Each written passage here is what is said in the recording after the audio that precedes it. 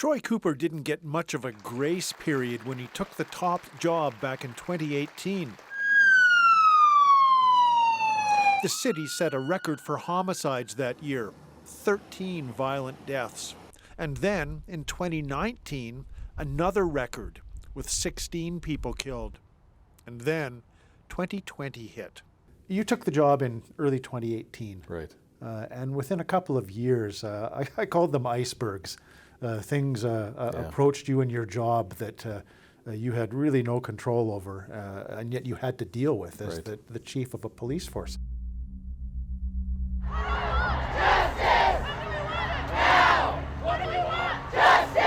The shockwaves from the murder of George Floyd in Minneapolis in May of 2020 reached Saskatoon the next month. Early on, there was a march that came to the police station, and there's about 3,000 people, and they started downtown and they came here.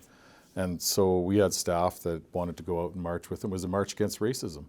And so we had staff, with black officers and just the civilian staff and other officers that wanted to participate, and we thought this was awesome, right?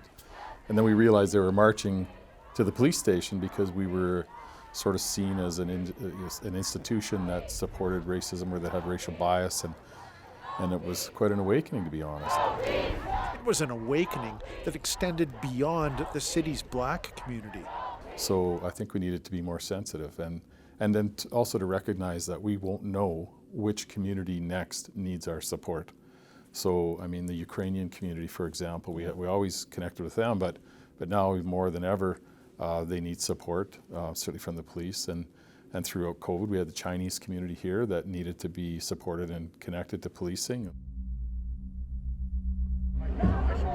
Cooper says COVID challenged police because not all officers or people in Saskatoon supported the new masking and distancing rules. That was a surprise to me, and I don't know if I just was naive, but I didn't expect to see that, and we saw it, and I don't know why I would not expect it, because in every industry there was a percentage of people that didn't feel the government policies were appropriate, and we had the same in our building, and that's legitimate, but I didn't expect to see it, and so we had to manage that too. One constant for him has been the rising cost of policing. The police budget went up by about 4% a year, each year.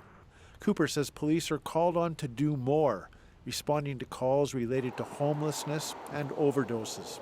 As there are more social issues that create an unsafe environment, there's going to have to be more response. And if that response is policing, then it's going to cost money.